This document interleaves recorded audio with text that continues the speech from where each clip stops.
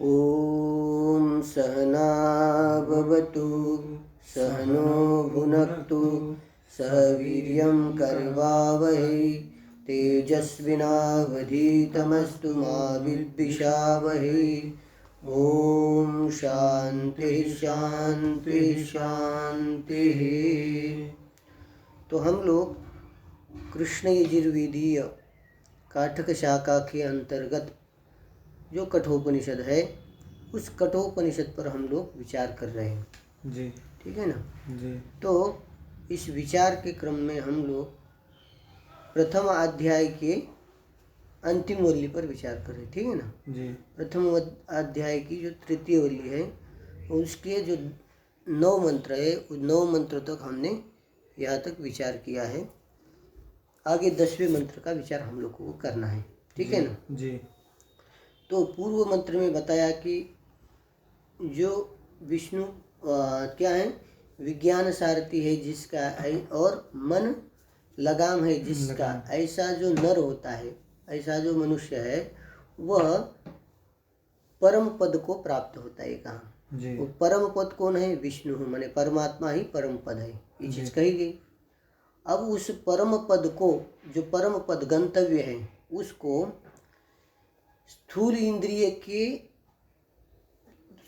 इंद्रिय का आरंभ करके सूक्ष्म तारतम्य क्रम से उसको प्रत्येगात्म रूप से प्रत्येगात्म रूप से उसका अधिगम करना चाहिए ठीक है ना प्रत्येगात्म रूप से उसका क्या करना है? अधिगम करना है। तो प्रत्येगात्म रूप से उसको जानना अधिगम करना चाहिए कर्तव्य है हमारा ठीक है करना चाहिए। जो पद है विष्णु रूप जो पद है पद है जो परमात्मा है उसको स्थूल इंद्रिय का आरंभ करके सूक्ष्म तारतम्यता के क्रम से सूक्ष्म की तारतम्यता दिखा रहे अभी है कौन किससे सूक्ष्म है कौन किससे सूक्ष्म है अंतिम में जाकर परमात्मा सबसे सूक्ष्म है। जो पद है जो तत्व है आत्मा वो सबसे क्या है? सूक्ष्म है। इस तारतम्य क्रम से उसको जानना चाहिए ठीक है ना उसको अधिगम करना चाहिए। इसलिए इन मंत्रों का यहाँ पर अभी उच्च मंत्र श्रुति बता रही है तारतम्य को ठीक है ना। तो 10वां मंत्र है देखिए इंद्रियेभ्यः परा ह्यर्ता अर्थेभ्यश्च परं मनः मनसस्तु परा बुद्धिर्बुद्धिरात्मा महान् परः। ठीक है आगे देखिए महतः परमव्यक्तम् अव्यक्तात् पुरुषः परः पुरुषान्न परं किंचित् सा काष्ठा सा परा गतिः। वो आगे आएगा ठीक जी। तो इंद्रियेभ्यः अर्थाः पराः अर्थेभ्यश्च मनः परं ठीक जी। मनसः बुद्धि परा बुद्धे महान आत्मा परः। इतना समझ में इतना लगाए बाकी दूसरे का अगले मंत्र का आगे बताते ठीक है ना। इंद्रियेभ्यः परा ह्यर्ता अर्था ही इंद्रियेभ्यः परा माने परा शब्द का अर्थ यहाँ सूक्ष्म अर्थ है इंद्रिय से परे है माने सूक्ष्म है ठीक है ना। अर्थ से यहाँ स्थूल विषय नहीं लेने हमें ठीक है ना जी। तो स्थूल विषय से इंद्रिया क्या है? सूक्ष्म है ये तो बात पता ही है हमको। स्थूल जो घटपटा दिख रहे हैं उनसे इंद्रिया क्या है? सूक्ष्म है ये तो पता ही है जी। इसलिए यहाँ अर्थ शब्द का अर्थ दूसरा कर रहे हैं ठीक है ना। तो इंद्रिय से अर्थ परे है माने सूक्ष्म है। तो इंद्रिय से अर्थ से लेना भूत सूक्ष्म इंद्रिय के जो कारण है ठीक है भूत सूक्ष्म पंच महाभूतों के प्रत्येक के सूक्ष्म अंश से एक एक इंद्रिय बना है जी ठीक है ना। तो वो भूत सूक्ष्म ही क्या लेने हैं उनके कारण प्रत्येक इंद्रिय के कारण जो सूक्ष्म भूत जिसको कहते हैं जिसको पंचतन मात्रा हम लोग करते हैं उनको अर्थ शब्द से लेना है। तो अर्थ जो है ठीक है ना इंद्रिय से सूक्ष्म है कि नहीं क्योंकि कारण है वो भूत सूक्ष्म के कार्य है ये कौन? इंद्रिया। तो इंद्रिया कार्य है और कार्य की अपेक्षा कारण क्या होता है? सूक्ष्म होता है भूत सूक्ष्म इसलिए वो क्या है? सूक्ष्म है। बात समझे अर्थ इंद्रिय से पर है माने सूक्ष्म है। अर्थेभ्यश्च परम मन और मन अर्थेभ्य परम मन जो है अर्थों से क्या है? परा है। अर्थ मैंने भूत सूक्ष्म लिया और मन से भी यहाँ लेना अपंचीकृत पंचमहाभूत के मिलित सत्ताओं से क्या बनता है? मन बनता है ना। तो मन के जो परमाणु है, मन के जो हेतु कारण है कौन? भूत सूक्ष्म। मन के हेतु जो भूत सूक्ष्म, मन से क्या लेना है? मन के कारण जो भूत सूक्ष्म है वो मन शब्द से लेना। क्या लेना? भूत सूक्ष्म। मन के जो हेतु है, मन जिनसे पैदा होता है, ठीक है, ऐसे जो भूत सूक्ष्म है वो मन से लेना। तो ये जो अर्थ है, इनसे परे क्या है? अर्थ माने भूत सूक्ष्म से परे है मन के कारण जो भूत सूक्ष्म मिलित पंच महाभूत, सूक्ष्म पंच महाभूत, ठीक है ना, वो क्या है? सूक्ष्म है। ठीक है, बात समझे? तो मन से लिया। मनसस्तु परा बुद्धेर, और बुद्धि से परे माने सूक्ष्म कौन है? मन है। अब यहाँ बुद्धि से भी, बुद्धि के आरंभक जो भूत सूक्ष्म लेने, ठीक है, वो भी क्या है? उससे सूक्ष्म है, भूत सूक्ष्म। बुद्धि से परे मन है अथवा मन से परे बुद्धि है? हाँ, बुद्धि से परे मन से परे बुद्धि। गलत बोला क्या? मनसस्तु परा बुद्धि, और क्या है? बुद्धि मन से क्या है? परे है। ठीक, बात समझ में? उसके भूत सूक्ष्म ही लेना वहाँ, बुद्धि के कारण। बुद्धे आत्मा महान परः, और बुद्धि से महान जो आत्मा है वो क्या है? सूक्ष्म है। बुद्धे महान आत्मा परः, महान आत्मा से लेना या हिरण्यगर्भ, ठीक है ना, कौन लेना? हिरण्यगर्भ। अब बुद्धि से क्या है? सभी का क्या है? आश्रय हो, ठीक है ना, सभी का क्या है? आश्रय है, स्थान है वो, ठीक है ना, आत्मा है, सभी को अपने अंदर में क्या धारण करता है, इसलिए क्या कहते हैं उसको? आत्मा कहते हैं। तो आत्मा, महान जो आत्मा हिरण्यगर्भ क्या है? बुद्धि से पर माने सूक्ष्म है। बात समझे? बुद्धि से पर क्या है? महान जो हिरण्यगर्भ जो है वो क्या है? अत्यंत सूक्ष्म है, ठीक है ना, क्योंकि भूत सूक्ष्म वो तो पहले से विद्यमान है, ये तो भूत सूक्ष्म बाद में हो रहे, तो उन भूत सूक्ष्म से भी ये क्या है? पहले है, तो उनका कारण हो सकता है, ठीक है ना, तो इसलिए वो क्या है? पर है, ठीक है ना। अब आगे क्या कह रहे हैं? अगले वाला मंत्र, ठीक है ना, एक मिनट। क्या है?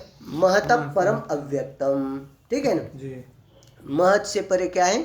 अव्यक्त है। महत जो महान, महान जिसको हिरण्यगर्भ बताया, वो महान जो हिरण्यगर्भ उससे पर माने सूक्ष्म क्या है? अव्यक्त है ना। अव्यक्त शब्द से कौन लेना है आपको? माया लेना है, अविद्या माया जो भी, ठीक है। माया क्या है? सूक्ष्म है, उसका कारण है। महत का कारण कौन है? अव्यक्त है, माया है, अव्याकृत है, ठीक है ना। अव्याकृत महत माने महान आत्मा, महत माने जो व्यापक है, ठीक है ना, हिरण्यगर्भ। महत से कौन लेना? हिरण्यगर्भ। महतः परम अव्यक्त, महत से अव्यक्त कैसा है? सूक्ष्म है, क्योंकि अव्यक्त माया से ही क्या होता है? हिरण्यगर्भ पहला जो, ठीक है ना, अव्यक्त। और अव्यक्तात् पुरुषः परः, अव्यक्त जो माया है उससे पुरुष क्या है? पर है, ठीक है, अत्यंत सूक्ष्म है, क्योंकि सभी का कारणभूत क्या है? परमात्मा है, और क्या है वो? सबसे अधिक सूक्ष्म है। अब पुरुष से भी कोई सूक्ष्म है क्या? कह रहे नहीं, पुरुष से कोई सूक्ष्म नहीं, इसी बात को कह रहे। पुरुषात् किंचित न परम, पुरुष से अधिक सूक्ष्म कोई भी नहीं है, ठीक है ना। सबसे अनुपरिमाण, सबसे सूक्ष्म कौन है? पुरुष ही है, और वही क्या है? सूक्ष्मता, सूक्ष्म की पराकाष्ठा है, अंतिम परिसीमा है, ठीक है ना, समाप्ति है ना, ये सा काष्ठा माने परिसमाप्ति, सूक्ष्म का वही है। और सा परागति, वही क्या है?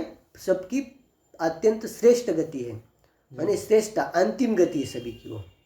वो जो आत्मा है, पर आत्मा है, वो सभी की क्या है? अंतिम गति, अंतिम स्थान है, वो सबका अंतिम गति है सबकी, क्या है वो? अंतिम गति। उससे आगे कोई गति नहीं है, ठीक है ना। गति संसार, एक संसार की गति, संस्कार रूप गति है, एक संसार को ही प्राप्त होंगे, तो उससे आगे क्या है? लास्ट क्या है? आत्मा ही गति है। सबसे श्रेष्ठ गति कौन सी है?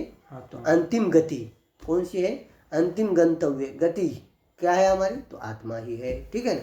यहाँ वाले पुरुष में और सांख्य वाले पुरुष में अंतर है क्या? अंतर है, ये पुरुष भिन्न है, ठीक है ना जी। तो वो अनेक मानते हैं, पुरुष क्या है? पुरुष एक ही है, पर वो नाना मानते हैं। अंतर क्या है? अंतर तो वो करता, वो भोक्ता मानते हैं। हाँ, पुरुष को वो भोक्ता मानते हैं, यहाँ भोक्ता नहीं मानते उसको, ठीक है ना, ये बात है। तो कह रहे कि ऐसा ये पुरुष है, यही परम गति है। तो ठीक है ना, यद गतवान निवर्तन्ते आगे करे, यही परम श्रेष्ठ गति है, इससे आगे गति कोई नहीं है, इससे आगे कोई फल नहीं है, ठीक है, ये समझना है वहाँ। तो यही है क्या है, प्रकृष्ट गति है। तो कह रहे यही गति है, यही परम पद है, ये आत्मा ही ऐसा है, तो उसका ज्ञान क्यों नहीं होता है, कह रहे हैं, ठीक है ना, हम लोगों को उसका ज्ञान क्यों नहीं होता है, बात समझ आई ना जी, हम लोगों को उसका ज्ञान क्यों नहीं होता है, तो उसको कह रहे हैं अगले वाले मंत्र में, हमें क्यों नहीं होता है। तो देखिए अगले वाला मंत्र 12, एष सर्वेषु भूतेषु गूढ़ो आत्मा न प्रकाशते दृश्यते त्वग्रया बुद्ध्या सूक्ष्मया सूक्ष्मदर्शिभिः। एषः आत्मा सर्वेषु गूढ़, या अवखंड चिन्ह देना है बीच में, गूढ़ो, ठीक है जी, हाँ पुस्तक में है। एषः आत्मा, ये जो आत्मा सभी भूतों में छिपा हुआ है, सभी भूतों में है, छिपा हुआ है, कैसा है, गूढ़ है, सभी भूतों ने उसको आवृत्त किया हुआ है, छिपा हुआ है सभी में, ठीक है ना जी, इसलिए वो न प्रकाशते, सामान्य दृष्टि वाले लोगों को भूतों में छिपा हुआ आत्मा नहीं दिखता, उल्टा भूत ही दिखते, प्राणी मात्र, उनसे छिपा हुआ जो आत्मा उनको नहीं दिखता है, भूतों में छिपा हुआ है वो, साक्षात वो इंद्रिय का विषय नहीं, क्यों नहीं तो आगे बताएंगे, ठीक जी, तो गूढ़ है, वो छिपा हुआ है, इसलिए नहीं दिखता है। तो किसी को दिखता नहीं क्या फिर, हाँ दिखता है, क्या किसको, सूक्ष्मदर्शी भी ही, ठीक है ना, अग्रया सूक्ष्मया बुद्धिया दृश्यते, जो सूक्ष्मदर्शी पुरुष है, ठीक है ना जी, जो सूक्ष्म दृष्टि, जिसकी बुद्धि क्या है, सूक्ष्म हो गई है, सूक्ष्म का ज्ञान करने लायक हो गई है जी, जो तत्वज्ञानी है, सूक्ष्मदर्शी है, ठीक है, तत्व ज्ञान के लिए समर्थ पुरुष है, उसके द्वारा क्या किया जाता है, उसको देखा जाता है, मैंने उसको जाना जाता है, ठीक है ना जी, ठीक है ना, वृत्ति व्याप्ति यहाँ लेनी है, वृत्ति व्याप्ति से उसको जाना जा सकता है, ठीक है ना, कैसे पर, आग्रया बुद्धिया, सूक्ष्मदर्शी पुरुष के द्वारा, आग्रया बुद्धिया माने जो स्थिर बुद्धि है, ठीक है ना, कैसी बुद्धि है, अत्यंत स्थिर बुद्धि के द्वारा ही क्या किया जाता है, एकाग्र बुद्धि, कैसी बुद्धि होनी चाहिए, आग्रया बुद्धिया माने एकाग्र बुद्धि से, और सूक्ष्म बुद्धि से माने सूक्ष्म वस्तु निरूपण परख जो बुद्धि है, बुद्धि के विशेषण दिए दोनों, सूक्ष्म और आग्रया बुद्धिया माने सूक्ष्म बुद्धि से, और क्या कहा, अग्र बुद्धि से माने एकाग्र बुद्धि से क्या किया जाता है, इसको जाना जाता है, किसके द्वारा, सूक्ष्मदर्शी भी, सूक्ष्मया अग्रया बुद्धिया तु दृश्यते, तु परंतु सूक्ष्मदर्शी के द्वारा सूक्ष्म बुद्धि से और कैसे, एकाग्र बुद्धि से उसको जाना जा सकता है, भले ही हम सामान्य लोगों से नहीं जाना जाता है, किंतु सूक्ष्म दृष्टि वाले पुरुष के द्वारा उसको जाना जाता है जी। तो ठीक है महाराज जी, उसको जानने का उपाय क्या है, उपाय हम ही बताइए, तो उसका उपाय आगे अगले वाले मंत्र में कह रहे हैं अभी, ठीक है ना जी। क्या मंत्र है, अगले वाला मंत्र हम देखते हैं अभी, ठीक है ना जी। तो हाँ मंत्र 13वां मंत्र है आगे, उसका हम लोग उच्चारण करते हैं, ठीक है ना। यच्छेद्वांग मनसि प्राज्ञस्तद्यच्छेद ज्ञानमात्मनि, ज्ञानमात्मनि महति नियच्छेद तद्यच्छेद शांत आत्मनि, ठीक है ना जी। देखिए यच्छेद वांग मनसी, मनसी या इकार छूट गया है, मनसी होना चाहिए, ठीक, वांग मनसी यच्छेद, अन्वय कीजिए, प्राज्ञ वांग मनसी यच्छेद तद ज्ञान आत्मनि यच्छेद, ठीक जी, यच्छेद ज्ञानम महति आत्मनि नियच्छेद तद, ठीक है, तद शांत आत्मनि नियच्छेद, यच्छेद लग गया ना सर, ठीक है। वांग मनसी नियच्छेद, मनसी यहाँ पर सप्तमी में तो रसोई होता है ना, मनसी, तो यहाँ दीर्घ छांदस समझना, ठीक है, दीर्घ कैसे छांदस है, सप्तमी क्या कुछ है ना, मनसी रसो होता है ना जी, ठीक है ना, देखिए मनसी रसो होता है, तो यहाँ दीर्घ है तो छांदस समझना, ठीक है ना। सप्तमी वाक, वाणी को मन में क्या करे, वाक का मन में क्या करे, लय करे, उपसंहार करे, ठीक है ना, लीन करे उसमें, ठीक। वाणी, वाणी माने वाणी से सारी आपकी जितनी भी 10 इंद्रिया है वो 10 इंद्रिय का उपलक्षण है वाणी, ठीक है ना। जी। तो वाणी से 10 इंद्रिया लेनी, तो वाणी को क्या करे, मन सी नियच्छेद, मन में लय करे, माने वाणी के जो व्यापार है वो सब मन में लीन करे, माने मन में लय करना है। वाणी के व्यापार सब मतलब बंद करे, ठीक है ना।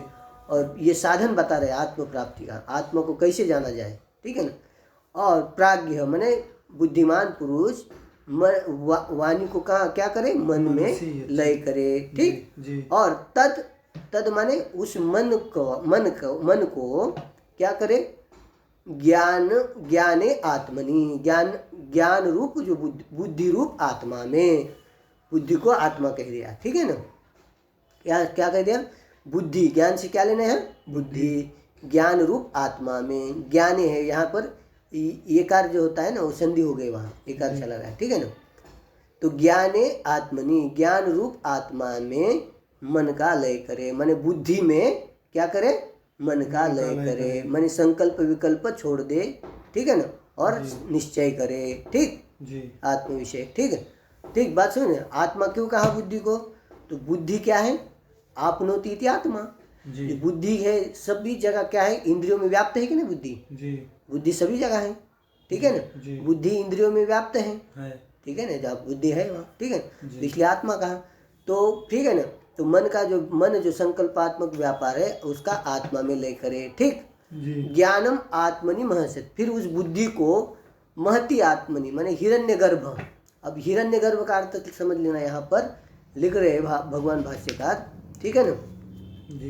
प्रथम जो हिरण्यगर्भ के समान, ठीक है ना, हिरण्यगर्भवत स्वच्छ स्वभावक आत्मनो विज्ञानम आपादयेत, माने आत्मा का स्वच्छ, जैसे हिरण्यगर्भ का ज्ञान क्या है, स्वच्छ है, ठीक है ना जी, स्वच्छ ज्ञान है, आत्म विषयक जो विज्ञान है स्वच्छ है, स्वच्छ विज्ञान है, उसका यथार्थ ज्ञान है, उसको ऐसा ज्ञान अहम ब्रह्मास्मि इत्याकार ज्ञान संपादन करे। ज्ञान को महति आत्मनि नियच्छेद का अर्थ है कि ज्ञान जो बुद्धि है, बुद्धि को क्या करे, विज्ञान वाली बनाए, आत्म विषयक शुद्ध ज्ञान वाली उसको बनाए, क्या करे, अहम ब्रह्मास्मि इत्याकारक ज्ञान वाली उसको बनाए, ठीक जी, बात समझ में। ज्ञानम आत्मनि महति नियच्छेद, तद यच्छेद शांतम आत्मनि। अब वो जो ज्ञान है अहम ब्रह्मास्मि इत्याकारक वृत्त्यात्मक ज्ञान है जी, वो अहम ब्रह्मास्मि, उसको भी क्या करे, शांत जो आत्मा है उसको लय करे। अब सभी का एक क्रम से लय करेंगे, संकल्प सारी इंद्रिय का लय करना, माने इंद्रिय के सारे व्यापार मन में, संकल्प में, फिर संकल्प का बुद्धि में, और बुद्धि का क्या महत आत्मा में, माने वो बुद्धि से क्या करे, विशेष रूप से ज्ञान संपादन करे, बुद्धि से अहम ब्रह्मास्मि वृत्ति चलाए, बनी रहे बुद्धि, उसमें बुद्धि लगे, माने अहम ब्रह्मास्मि इत्याकारक बुद्धि है उसमें लीन हो जाए जी।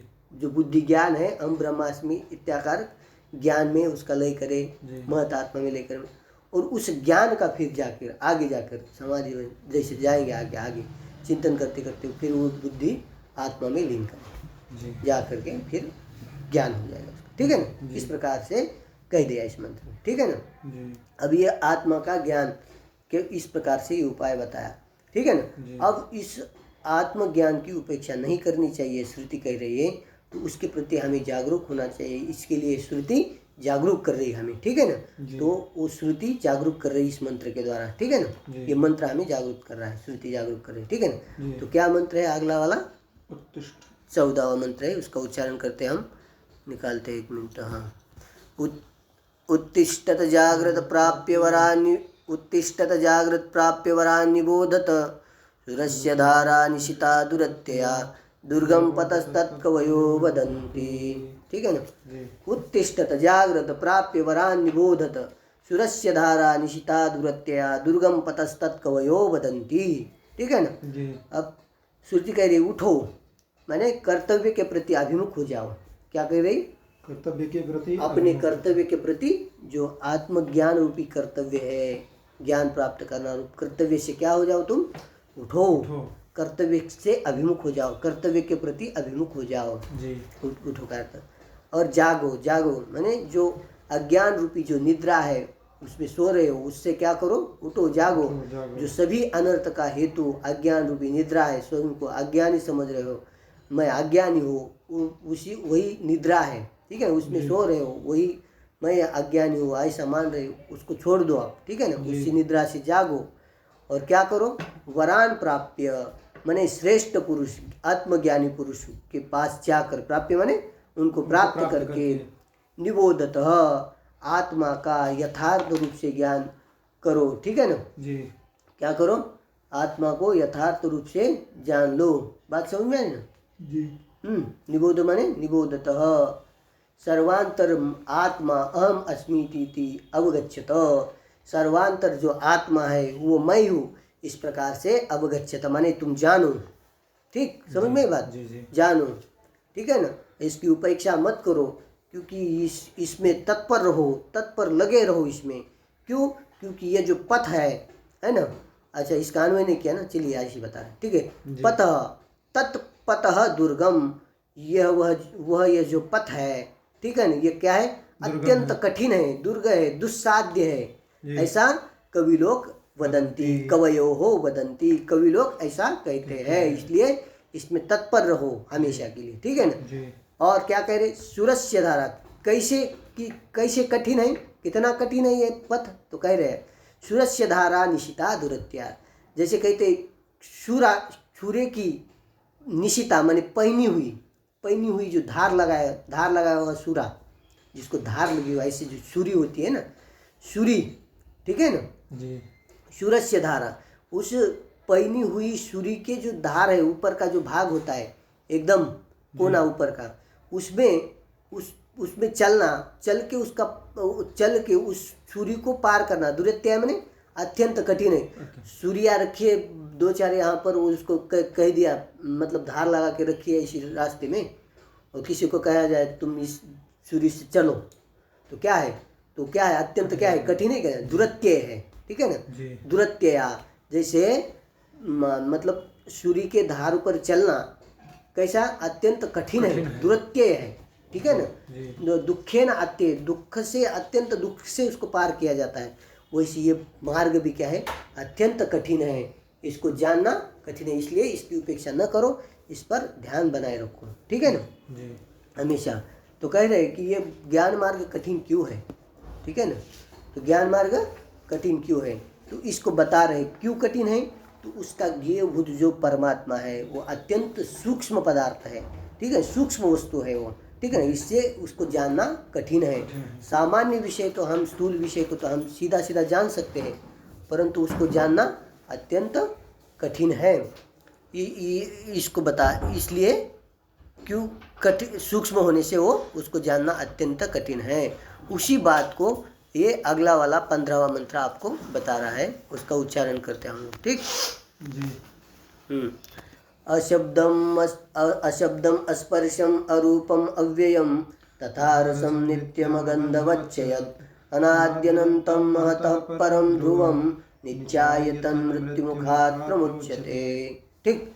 देखिए इसका अन्वय तो सीधा है, अशब्दम अस्पर्शम अरूपम अव्यय अरूपम अगंधवच्च तथा अरसम नित्यम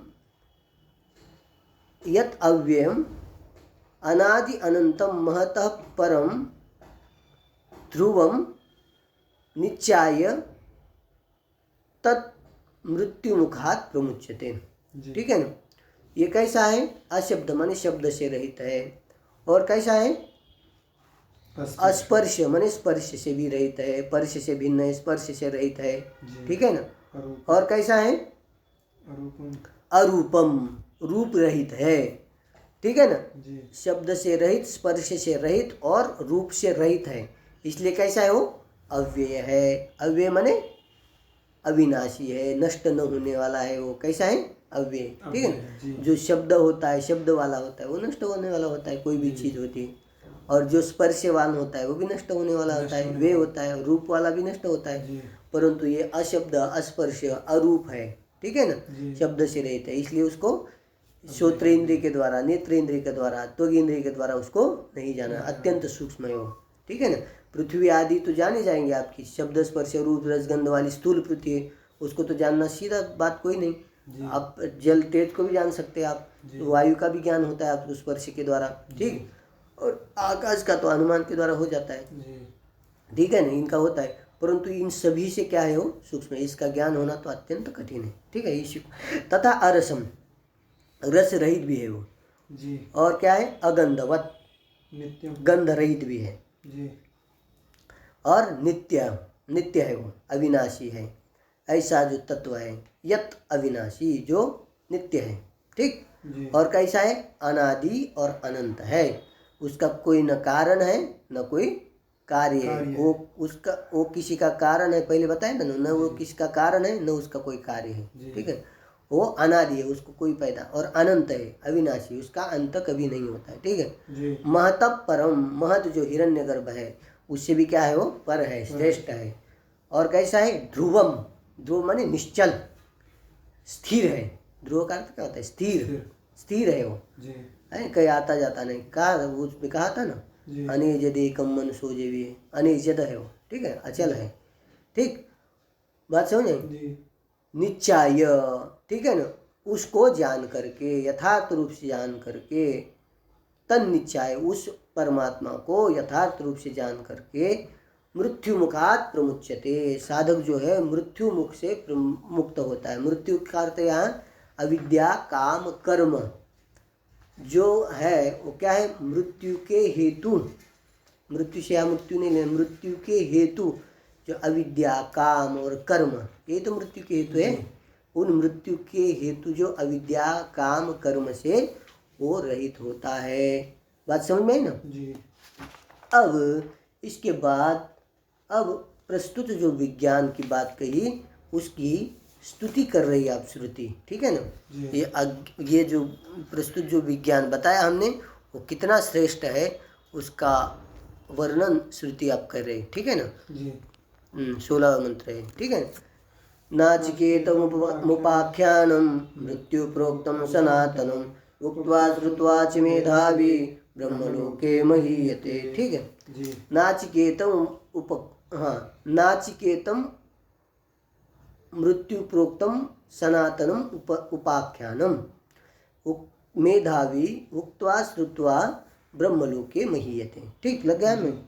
नाचिकेतम माने नचिकेत के द्वारा प्राप्त, उसको नाचिकेत कहेंगे, ठीक है, नचिकेत के द्वारा जो प्राप्त विज्ञान है ज्ञान है, ठीक है ना, उसको नाचिकेत कहेंगे, ठीक, नचिकेत के द्वारा प्राप्त, और कैसा है मृत्यु के द्वारा प्रोक्तम, मृत्यु प्रोक्तम, मृत्यु के द्वारा प्रोक्त, ये उप व्याख्यान है, जो व्याख्यान है तत्व ज्ञान रूप व्याख्यान किया जो, और कैसा है वो सनातन है, ठीक है ना, सनातन माने चिरंतन है वो, ठीक है ना, क्यों वैदिकत्वात्, वैदिक है, वेद क्या है चिरंतन है कि नहीं, वैदिक है चिरंतन है इसलिए, ठीक है ना। ऐसा जो ज्ञान है मेधावी बुद्धिमान पुरुष उस ज्ञान को उक्त्वा कह करके अथवा सुन करके भी, क्या होता है कह करके अथवा सुन करके भी, किसी लोगों से सुना करके अथवा उसका श्रवण करके भी ब्रह्मलोके महीयते, देखिए कितना मतलब ज्ञान को श्रवण करेंगे और उसका कथन भी करेंगे तो ब्रह्मलोक के महीयते, ब्रह्म ही व लोक, ब्रह्मलोक ब्रह्म ही लोक है, स्वरूप भूत ब्रह्म स्वरूप को वो प्राप्त होता है, ठीक है ना, ब्रह्म स्वरूप को अथवा ब्रह्म स्वरूप को प्राप्त होता है, अथवा ब्रह्मलोके महीयते, ब्रह्मलोक हिरण्यगर्भ लोक में महिमान्वित हो जाता है, दोनों व्याख्या लगाइए, ठीक है ना, इतना श्रेष्ठ ये ज्ञान है, ठीक, ज्ञान की महत्व बता रहे, और उसकी उस ज्ञान की महत्व बता रहे अगले मंत्र के द्वारा भी, ठीक है ना। अगला मंत्र 17वां देखिए, ययिमं परमं गुह्यं श्रावयेत् ब्रह्म संसदि प्रेतः श्राद्ध काले वा तदानन्त्याय कल्पते इति, यह, ठीक है ना, इमं परमं गुह्यं ब्रह्म संसदि श्रावयेत्, ठीक जी। प्रयतः श्राद्ध काले वा तदनंत्याय कल्पते तदनंत्याय कल्पते इति। ठीक, जी 2 बार तदनंत्याय कल्पते, 2 बार अध्याय की समाप्ति के लिए कह दिया। ठीक, जी यह जो कोई साधक इमं परमम गुह्यम, यह जो परम गुह्यतम, गुह्य का जो गुह्य जो ज्ञान है, ब्रह्म संसदि श्रावय, ब्रह्म सभा में, ब्राह्मण लोगों की सभा में, है ना, अथवा ब्रह्म ज्ञानी लोगों की सभा में, संसदि माने सभा में, श्रावयेत यदि सुनाए, है ना, सुनाए, अथवा कह रहे वा प्रयतः श्राद्ध काले, प्रयत माने शुचिर्भूत्वा अथवा यत्नतः। ठीक, जी श्राद्ध काले श्रावयेत, श्रावित का अध्ययन कीजिए, श्राद्ध काल में श्रावण उसका श्रवण कराए। ठीक है ना, श्राद्ध काल में इसका, इसलिए बहुत लोग करते हैं इसका पाठ। ठीक है ना, यहाँ तक श्राद्ध काल जिसका भी आता है ना, श्राद्ध काल में जैसे कि कभी भी कर सकते हैं, ऐसा कोई नहीं, पर यहाँ तो लगाना है हमें श्राद्ध काल है, माने श्राद्ध काल में जब ब्राह्मण लोग भोजन कर रहे हैं उस समय उनको सुनाए कठोपनिषद का पाठ। ठीक है ना, तो क्या होता है इससे, तो कह रहे इसका फल तद अनंत्याय कल्पते, वो जो आपका श्राद्ध है ना अनंत फल को देने वाला होता है, तद अनंत्याय कल्पते। ठीक है ना, अनंत फल देने वाला होता है, माने संपाद्यते, अनंत फल को संपादित, तदानंत्याय कल्पते तदानंत्याय कल्पते। इस प्रकार से प्रथम अध्याय की तृतीय वल्ली समाप्त हो गई और यहाँ पर प्रथम अध्याय भी पूरा हो गया। इसके बाद द्वितीय अध्याय अगली कक्षा से चलेगा। जय श्री कृष्ण सबको।